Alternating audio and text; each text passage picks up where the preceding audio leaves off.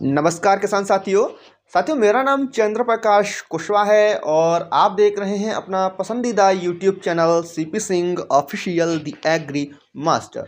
देखिए दोस्तों, आज की इस वीडियो के माध्यम से मैं आपको बताऊंगा कि यदि आपकी गेहूं की फसल CRI स्टेज पर पहुंच चुकी है, यानी 20 से 21 दिन की हो चुकी है और अभी आपको अपने खेत में पहली सिंचाई करनी है, अपने गेहूं की फसल में आपको फर्स्ट इरिगेशन देनी है, तो भैया फर्स्ट इरिगेशन में हमें कौन कौन से खादों का प्रयोग करना चाहिए, ये आपको इस वीडियो के माध्यम से मैं आपको बताऊंगा। पहले तो समझिए, अगर आपको सिंचाई देनी है तो भैया सिंचाई की भी कुछ शर्तें होती हैं। जैसे कि सिंचाई की शर्तें कुछ होती हैं, मैं आपको बताता हूँ। सिंचाई जो हम करते हैं मौसम के अनुसार करते हैं, साथ ही अपनी मिट्टी के अनुसार भी करते हैं।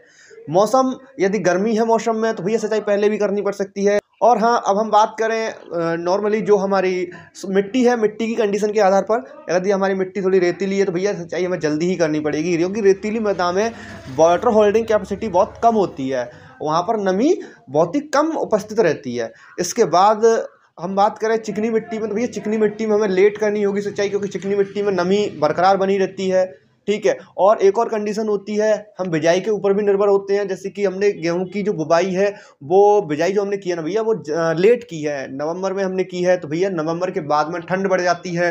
ठंड बढ़ जाती है तो फिर नमी जो है आसानी से सूखती नहीं है, तो फिर हमें और भी लेट जो है इरिगेशन करनी होती है। 25 से 30 दिन पर भी हम इरिगेशन जो है कर सकते हैं, सिंचाई जो है कर सकते हैं। इरिगेशन का जो टाइम पीरियड है मैं आपको बता देता हूँ। नॉर्मली जो रहता है ना, 15वें दिन से लेकर के 30वें दिन तक का रहता है, पूरा टाइम पीरियड बता रहा हूँ मैं। वैसे नॉर्मली जो किसान है, मतलब किताबों में जो लिखा हुआ है ना, वो 20 से 21वें दिन लिखा हुआ है। किताबी ज्ञान जो होता है वो अलग ही होता है, एकदम डिफरेंट। लेकिन प्रैक्टिकल जो ज्ञान होता है ना, प्रैक्टिकल जो नॉलेज होती है वो बहुत अच्छी होती है और बहुत कारगर होती है वो किताबी ज्ञान से। किताबी ज्ञान तो 20 से 21 दिन का है। ठीक है।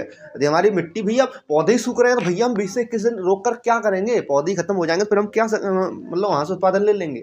इसीलिए समय पर ही सिंचाई आपको करनी है। ओके। इसके बाद कुछ खाद हैं जो कि हमें अपनी फसल में देने होते हैं पहली सिंचाई पर। जैसे कि यूरिया होता है, तो भैया 1 एकड़ में यूरिया 30 से 40 किलो आपको लेना है। और इसी के साथ साथ आपको इसमें जिंक आती है भैया 33% वाली, ये आपको लेनी है 7 किलो। अगर 33% वाली आपको नहीं मिल रही है तो 21% वाली भी ले लीजिएगा। 21% वाली आप ले सकते हैं भैया। ये इसकी जो डोज रहेगी ना वो 10 किलो रहेगी।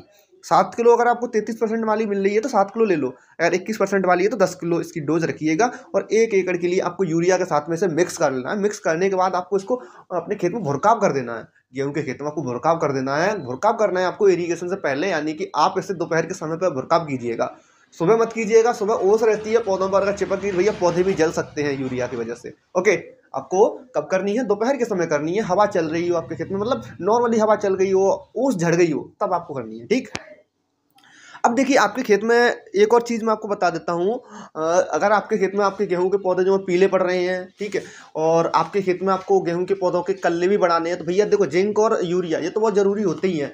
अगर आप इनके साथ में माइक्रोराइजा और सागर का मिक्स करते हैं तो फिर आपको और भी बेहतरीन जो है रिजल्ट देखने को मिल सकते हैं। ठीक। माइक्रोराइजा और सागर का दोनों ही बायो फर्टिलाइजर हैं, आप इनका इस्तेमाल जो है कर सकते हैं। और हाँ, एक चीज़ और, अगर आपको अपने गेहूं की फसल में दीमक की समस्या दिख रही है या अन्य किसी कीट की समस्या दिख रही है जो जड़ से हमारे पौधे को खत्म कर रहा है, जड़ खा रहा है हमारे पौधे की, तो भैया इनके लिए आप इमिडाक्लोप्रिड 17% जो 17.8% SL वाली आती है ना, इसका इस्तेमाल कर सकते हैं, इमिडाक्लोप्रिड का। ओके। तो ये कुछ दवाएं थी, मैंने आपको बताया पूरा कॉम्बिनेशन।